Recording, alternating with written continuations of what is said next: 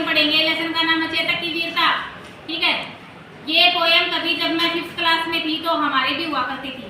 चेतक की वीरता। रणबीर चौकड़ी भर भर कर चेतक बन गया, निराला था, राणा प्रताप के घोड़े से पड़ गया, हवा का पाला था। ये मुझे आज भी याद है अनुस्वानी। जब मैं 5वीं क्लास में थी ना बेटा, तब भी हमारे ये पोएम हुआ करती थी और आपकी अब फिर आ गई है। ठीक है, तो ध्यान से सुनना। इसके लेखक कौन है? श्याम नारायण पांडे। ठीक है, ये है इसके लेखक। कवि श्याम नारायण पांडे का जन्म सन 1960 में उत्तर प्रदेश के जिला मऊ के डुमराव गांव में हुआ था। अपनी आरंभिक शिक्षा प्राप्त करने के बाद वे संस्कृत का अध्ययन करने के लिए काशी आ गए। उन्होंने 4 महाकाव्यों में हल्दी घाटी और जौहर बहुत लोकप्रिय हुए, जिनमें महाराणा प्रताप और चित्तौड़ की महारानी पद्मिनी के चरित्रों का वर्णन किया गया है। उन्होंने अपनी रचनाओं से स्वतंत्रता के आंदोलनों के दौरान देशवासियों में नया जोश भर दिया था। इसी हल्दी घाटी महाकाव्य का एक अंश चेतक की वीरता है, जिसे हिंदी की पाठ्य पुस्तक मल्हार में संकलित किया गया है। सन 1991 में वीर रस के इस विख्यात कवि का निधन हो गया।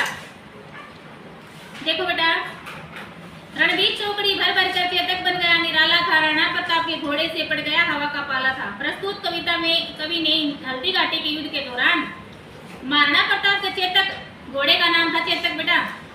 चेतक घोड़े की गति आदि का वर्णन किया है। इस पंक्ति में कवि ने चेतक की चौकड़ी का आदि का वर्णन किया है। ठीक है, यानी कि उसकी रफ्तार बहुत ज्यादा थी।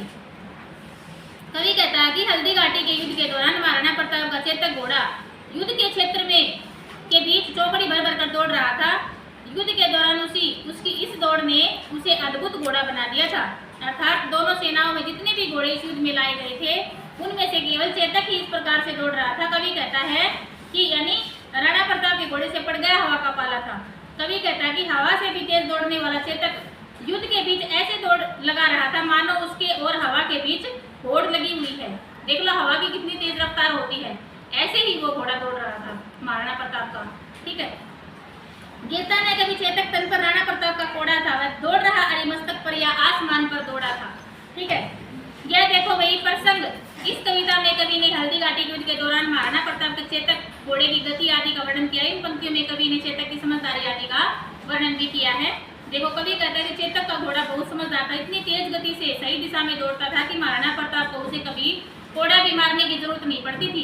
ठीक है, युद्ध क्षेत्र में वह चेतक शत्रुओं के सिर के ऊपर से होता हुआ एक छोर से दूसरे छोर तक कैसे दौड़ रहा था मानो वह आकाश में दौड़ रहा हो। कहने का भाव यह कि चेतक शत्रुओं के सिर के ऊपर से कूदकर आगे बढ़ रहा था।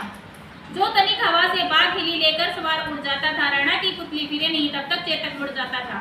तो प्रसंग इसमें फिर वही है। कवि इस कविता में कवि ने हल्दी घाटी युद्ध के दौरान महाराणा प्रताप के चेतक घोड़े की गति आदि का वर्णन किया। इन पंक्ति में कवि चेतक घोड़े की तेज गति व समझदारी आदि का वर्णन कर रही है। ठीक है, कवि कहता है कि चेतक का घोड़ा इतना समझदार था कि थोड़ी सी हवा लगने पर यदि उसकी लगाम हिल जाती तब तक वह अपने सवार यानी महाराणा प्रताप को लेकर उड़ जाता था, अर्थात बड़ी तेज गति से दौड़ने लगता था।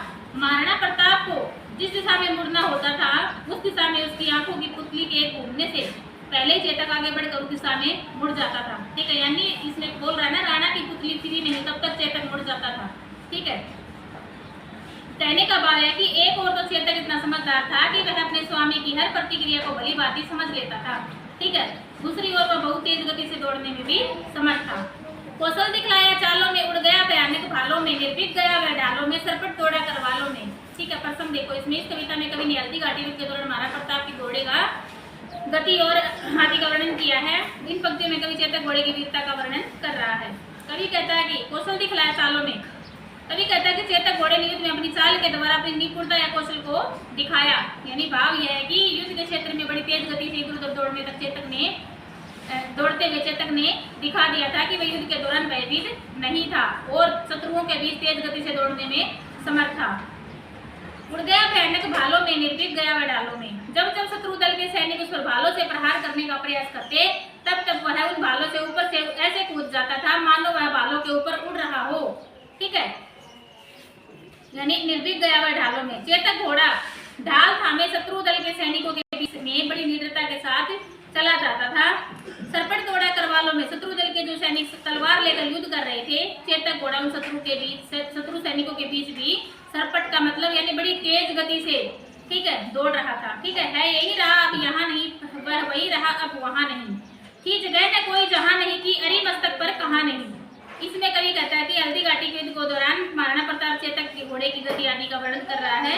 इस पंक्ति में कवि चेतक घोड़े की तेज गति व वीरता की ओर भी संकेत कर रहा है। ठीक है, मैं यही रहा, अब यहाँ नहीं।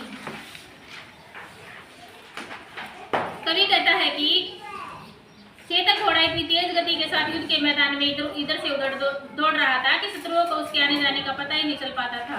यानी उन शत्रुओं को एक क्षण में पहले अपने समीप ही चेतक घोड़ा दिखाई देता, परंतु अगले ही क्षण में उसके समीप नहीं होता था। कुछ समय पहले चेतक घोड़ा उन्हें थोड़ी दूरी पर दिखाई देता, परंतु कुछ पल बाद ही वह उन्हें वहां फिर नहीं दिखाई देता था। कवि कहता है कि युद्ध के मैदान में ऐसा कोई स्थान नहीं था जहां चेतक घोड़ा न पहुंचा हो। शत्रु दल में ऐसा सैनिक भी नहीं था जिसके माथे या सिर के ऊपर से चेतक छलांग लगाकर न गया हो। बढ़ते न दशा वह लहर गया, वह गया फिर ठहर गया, विकराल वज्र में बादल सा अरी की सेना पर गहर गया। इस कविता में कवि ने हल्दी घाटी के युद्ध के दौरान महाराणा प्रताप के चेतक घोड़े की गति आदि का वर्णन किया है। इन पंक्तियों में कवि ने चेतक की तुलना बादल नदी आदि के साथ करते हुए उसकी वीरता का वर्णन किया है। जैसे देखो भाई, बढ़ते न दशा वह लहर गया। कवि कहता है कि इस युद्ध के मैदान में चेतक घोड़ा ऐसे आगे बढ़ रहा था मानो कोई उफनती हुई नदी आगे बढ़ रही हो। ठीक है, वह गया फिर ठहर गया। चेतक आगे बढ़ते बढ़ते अचानक शत्रुओं के बीच ठहर जाता था। उस समय वह यानी विकराल वज्रमय बादल सा, उस समय वह चेतक बिजली से युक्त भयंकर बादल की तरह शत्रुओं की सेना पर छा जाता था। अरी की सेना पर घेर गया। अरी का मतलब होता शत्रु। ठीक है, भाव यह है कि चेतक घोड़ा बिजली से युक्त बादल के समान और वज्रपात बनकर शत्रुओं पर टूट पड़ता था। नेक्स्ट है, भाला गिर गया गिरा निसंग है टापो से खन गया, वैरी समाज दह गया दंग घोड़े का ऐसा देख रन। ठीक है, इस पंक्ति में कवि ने हल्दी घाटी के युद्ध के दौरान महाराणा प्रताप के चेतक घोड़े की गति आदि का वर्णन किया है। इन पंक्तियों में कवि ने चेतक घोड़े की वीरता व शत्रुओं के आश्रय का वर्णन किया है। कवि कहता है कि जब चेतक घोड़े के पैर जमीन पर पड़ते, यानी भाला गिर गया गिरा निसंग जमीन पर पड़ते, तब उससे उत्पन्न आवाज से ही शत्रुओं के हाथों से भाले तलवार आदि गिर जाते थे। है टापो से खन गया, मेरी समाज रह गया था। उनके पैरों की है टाप यानी पैरों, उनके पैरों की आवाज से शत्रुओं के अंग घायल हो जाते थे। वैरी समाज रह गया था। चेतक घोड़े की असीयत क्षमता और वीरता को कौशल को देखकर शत्रु समाज का समाज जो है वो यानी वो बहुत ही चकित रह गया था। ठीक है, तो बेटा ये लेसन आप लोगों को समझ में आया है? Yes, ma'am. किसी को कोई प्रॉब्लम हो?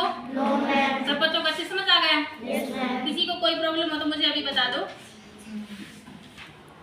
7 पैसेज में कंप्लीट कर लेना। ये सब बच्चों को समझ आ गया बेटा?